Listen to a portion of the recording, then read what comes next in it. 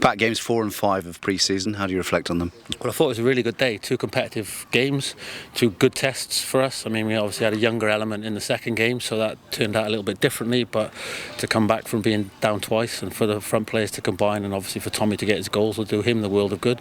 The first game, I thought Forest Green were really good in the first half, and then we sort of started to dominate more in the second half. And just to win really is pleasing in pre-season. It just gets into good habits of winning games.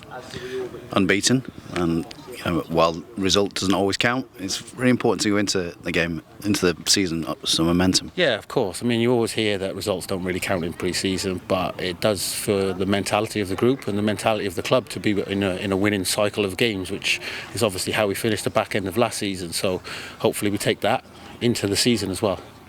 And how are you feeling ahead of Bournemouth, which is the final game? That's a really big game, isn't it? Yeah, well, that's going to clearly be a big test. Obviously, they got promoted. They got a really good. We saw that down there. We gave them a good game down there.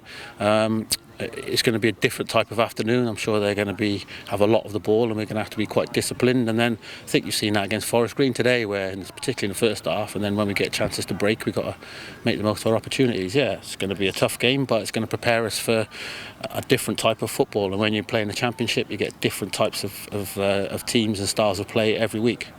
You've been involved in a lot of pre-seasons, Pat, over your career. How's this one stacking up? Are you feeling in good shape? Well, am I feeling in good shape personally? Yeah, maybe. You're out there every day. It's been a really good 4.5 weeks, I have to say. I mean, everyone says it's been a really tough.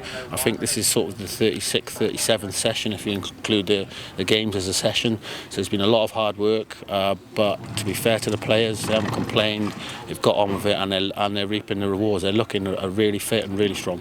Thanks, Pat. No problem. Pleasure.